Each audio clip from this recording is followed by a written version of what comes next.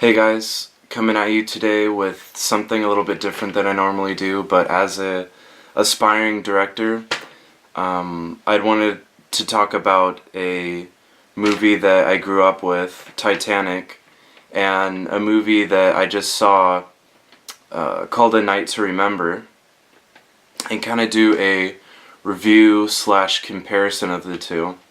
So I'll kind of just go over, the movies and pros and cons of each.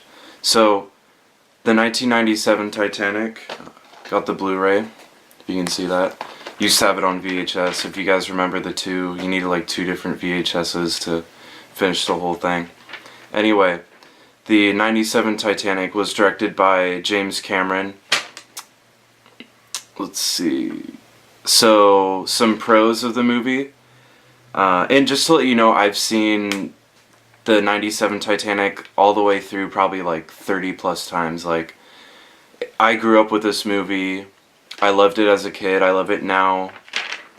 I've seen a whole bunch of times. A Night to Remember, I just saw once the other day, but I'd heard great things about it. It got like 100% on Rotten Tomatoes, so I thought I would check it out. Anyway, so for Titanic, great special effects. This movie's almost 20 years old, came out in 97, but the special effects are awesome. The CGI's awesome.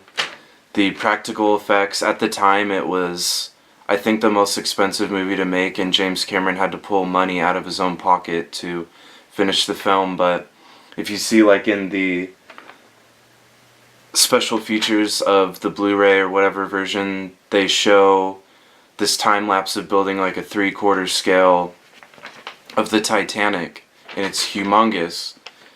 And obviously it has the different parts that can move and stuff for in the movie when it tilts and all that, but the practical effects are amazing, special effects are amazing, the props and everything, so it's historically accurate, obviously, besides Jack and Rose, but all the props, everything down to like the clothing that first, second, and third class would have, very historically accurate.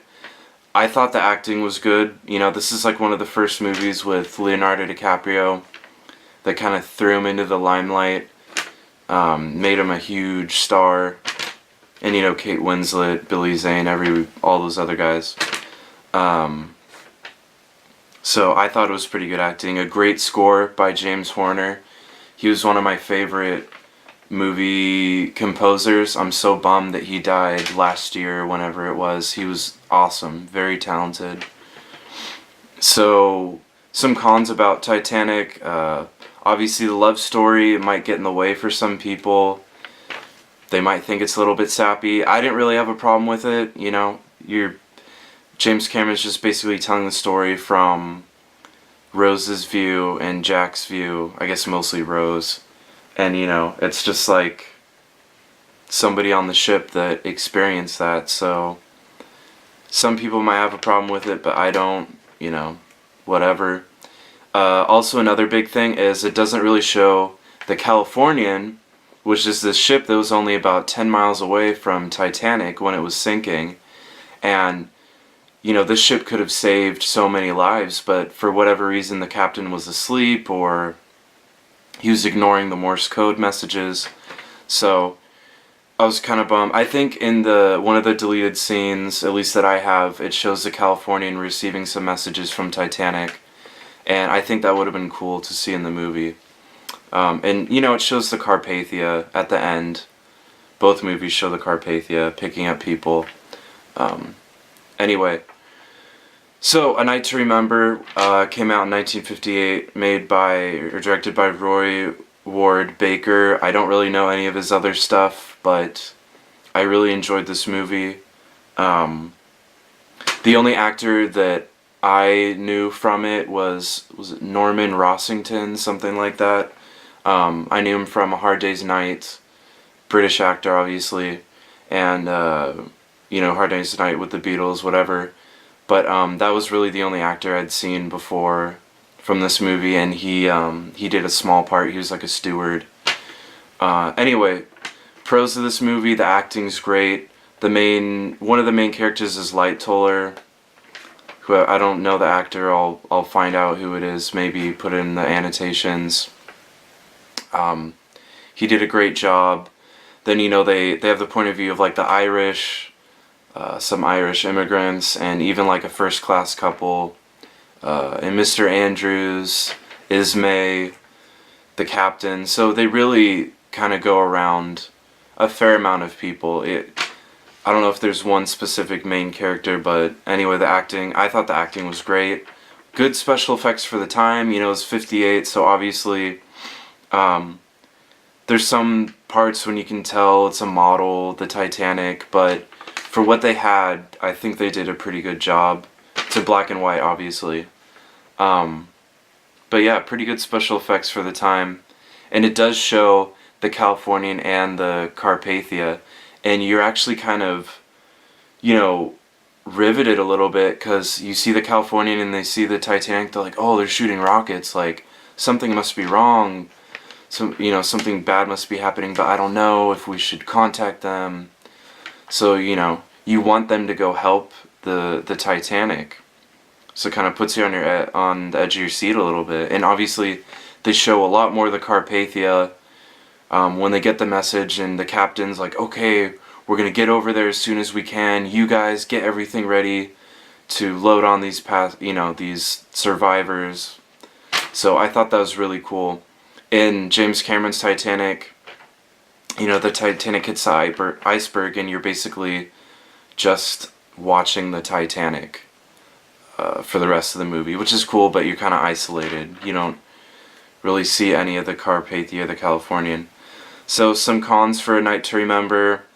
One of the biggest ones is the Titanic doesn't break in two in the movie, which is inaccurate. It was made in 58, and I believe the wreck was discovered in 85, so they just went off of testimonies. Maybe it wasn't conclusive that it broke in half, I don't know, but it does not break in half in the movie. So that's inaccurate, but whatever.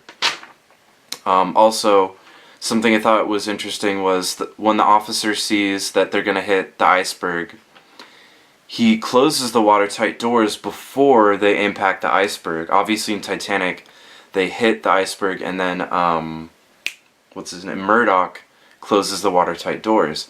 But in A Night to Remember, he just closes it before they hit the iceberg. It's like, did you know for sure you were gonna hit it, or I don't know. I'm not sure what was historically accurate. I have a feeling Titanic was, in which they hit it and then they closed the watertight doors. But anyway, I just thought that was interesting. Titanic is, it's this big epic movie. It's 3 hours and 30 minutes. A Night to Remember is about 2 hours and 3 minutes. I guess in general, could be wrong, but in general, movies were shorter back then, even epic movies. So, but Titanic has the backstory with Rose and everything else. Anyway, so that's just me going over both movies. I think both are awesome movies. If you haven't checked out either, I would check out both, especially if you're into Titanic. If you haven't heard about Titanic, you must be living under a rock, because it's like the most famous shipwreck in history. So they're both awesome movies. Check them out, and let me know what you think. And if you guys want to subscribe, great. Hopefully I should have some short films up soon. Do some more reviews. But yeah, just let me know. And thank you for watching.